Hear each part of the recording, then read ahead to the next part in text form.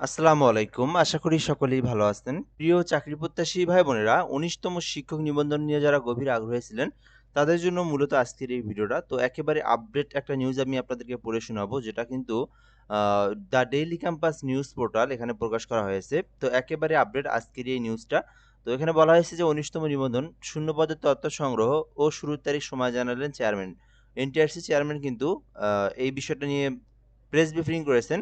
তো কবে যা মানে ১৯তম শিক্ষক নিবন্ধন সার্কুলার প্রকাশ করা হবে এবং কি পরিমাণ শূন্যপদ রয়েছে এটাও কিন্তু জানিয়েছেন। তো এই ভিডিওর মাধ্যমে আমি আপনাদেরকে বিষয়টা পড়ে বুঝিয়ে দেওয়ার চেষ্টা করব। সম্পূর্ণ ভিডিওটা ধৈর্য সহকারে শেষ পর্যন্ত দেখবেন। তাহলে আপনি এই ভিডিওর মাধ্যমে বিষয়টা সম্পর্কে জানতে পারবেন এবং আপনি অবগত হবেন। ঠিক আছে? তো এই ছিল মূলত বিষয়। আরেকটা বিষয় হচ্ছে, যারা আমাদের এই চ্যানেলে যারা নতুন আছেন বা নতুন দেখতেছেন, অবশ্যই সাবস্ক্রাইব করে রাখবেন। আমরা এই চ্যানেলে বাংলাদেশের সকল সরকারি নিয়োগ সার্কুলারগুলো এখানে আপলোড দিয়ে থাকি। তো যারা নতুন আছেন, নতুন দেখতেছেন, অবশ্যই সাবস্ক্রাইব করে রাখবেন। এই সার্কুলারটা দেওয়া মাত্রই কিন্তু আপনি আমাদের চ্যানেলে ইউটিউবে সবার প্রথমে জানতে পারবেন। ঠিক আছে? সো অবশ্যই আমাদের সঙ্গে যুক্ত থাকবেন। ফেসবুক পেজের লিংক দেওয়া আছে কমেন্ট বক্সে, ফলো দিয়ে রাখবেন। আচ্ছা, বেসরকারি শিক্ষা প্রতিষ্ঠানে প্রবেশ পর্যায়ে শিক্ষক নিয়োগের লক্ষ্যে শূন্য পদের তথ্য সংগ্রহ আগামী ১৫ অথবা ১৬ মার্চ থেকে শুরু করা হতে পারে। তো কি বিষয়টা এখান থেকে, যে বেসরকারি শিক্ষক আ নিবন্ধন যেটা এনটিআরসি এর প্রবেশ পর্যায়ে শিক্ষক নিয়োগের লক্ষ্যে শূন্য পদের তথ্য সংগ্রহ আগামী ১৫ অথবা ১৬ মার্চ থেকে শুরু করা হতে পারে। এজন্য টেলিটক বাংলাদেশ লিমিটেড প্ল্যাটফর্মকে তৈরির নির্দেশনা দেওয়া হয়েছে। অর্থাৎ তারা কিন্তু শূন্যপদের তালিকা অলরেডি নতুন করে যেটা ফাইনাল যে শূন্য পদের তালিকা এটা সংগ্রহ করা শুরু হয়েছে। আর এরপরেই কিন্তু সার্কুলারটা দিবে। অর্থাৎ শূন্য পদের তালিকা পূরণ হওয়ার পরেই। তো আমরা এরপরে দেখব বিষয়টা। বুধবার ১১ মার্চ বেসরকারি শিক্ষক নিবন্ধন ও প্রত্যয়ন কর্তৃপক্ষ NTRC chairman Mohammad Aminul Islam the daily ক্যাম্পাসকে এই তথ্য জানিয়েছেন। এনটিআরসি এর সূত্রে জানা গেছে, পবিত্র ঈদুল ফিতরের পূর্বেই শূন্যপদ তথ্য সংগ্রহর কার্যক্রম শুরু করতে চায় এই সংস্থাটি। তো আমাদের পবিত্র ঈদুল ফিতর কিন্তু একেবারেই আর অল্প সময় আছে। তো এই সময়ের মধ্যেই কিন্তু আ এই শূন্যপদের তালিকাটা সংগ্রহ করা হবে। এরপরে বলা হয়েছে এখানে, এজন্য সম্প্রতি টেলিটকের সংশ্লিষ্ট কর্মকর্তাদের সঙ্গে সভা করেছে এনটিআরসিএ। এ সভায় দ্রুত সময়ের মধ্যে প্ল্যাটফর্ম তৈরি করে এনটিআরসিকে অবহিত করতে বলা হয়েছে। প্ল্যাটফর্ম তৈরির পরপরই শূন্যপদের তথ্য সংগ্রহের কার্যক্রম শুরু করা হবে। এরপরে এখানে বলা হয়েছে, জানতে চাইলে এনটিআরসি চেয়ারম্যান মোহাম্মদ আমিনুল ইসলাম বলেন, আগামী ১৫ অথবা ১৬ মার্চ থেকে অনলাইনে শূন্যপদের তথ্য ই-রিকুয়েশন সংগ্রহের কার্যক্রম শুরু করা হতে পারে। এ কার্যক্রম চলবে ৩০শে মার্চ পর্যন্ত। এর আগে টেলিটক প্ল্যাটফর্ম রেডি করতে হবে।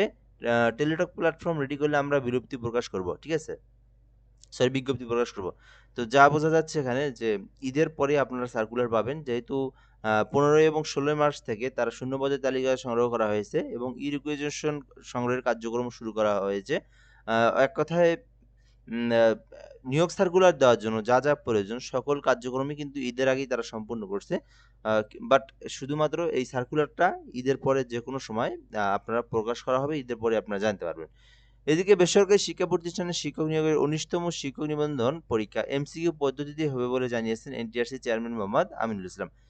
এর আগে সামাজিক যোগাযোগ মাধ্যমের ফেসবুকের বিভিন্ন গ্রুপ ও পেজ থেকে ১৯তম শিক্ষক নিবন্ধন লিখিত পরীক্ষা থাকবে বলে খবর ছড়ানো হয়। বিষয়টি সম্পর্কে জানতে চাইলে এনটিআরসি চেয়ারম্যান মোহাম্মদ আমিনুল ইসলাম বলেন, ১৯তম শিক্ষক নিবন্ধনের পরীক্ষা কোন পদ্ধতিতে হবে সেটি সার্কুলার বিজ্ঞপ্তিতে উল্লেখ করা আছে।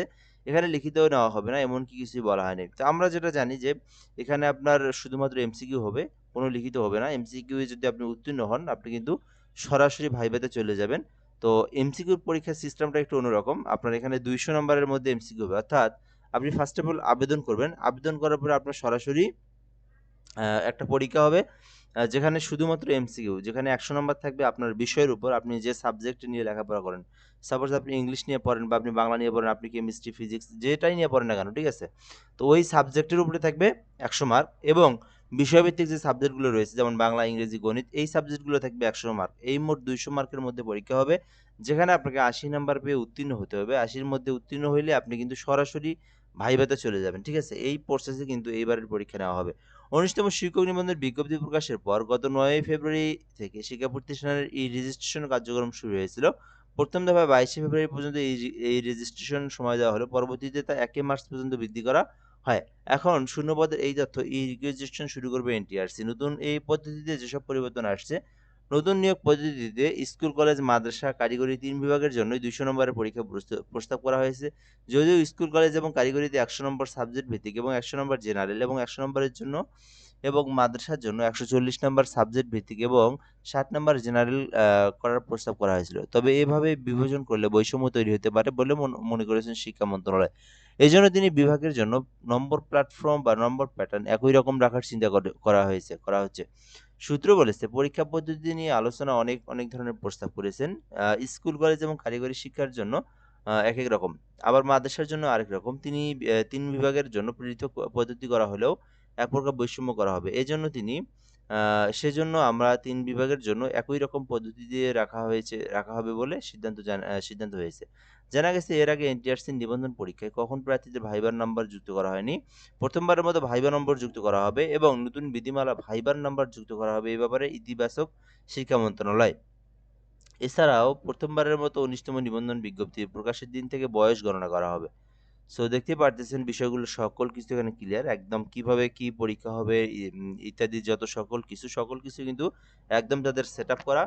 জাস্ট এখন শুধুমাত্র এই শূন্য পদের তালিকাটা ফাইনাল লুক যেটা আছে, একদম ফাইনাল শূন্য পদের তালিকা কিন্তু তারা মানে তালিকা করেই আপনার বিজ্ঞপ্তিটা দিয়ে দিবে, যেটা কিন্তু ঈদের পরে আপনারা ১৯তম শিক্ষক নিবন্ধন সার্কুলার পেতে যাচ্ছেন।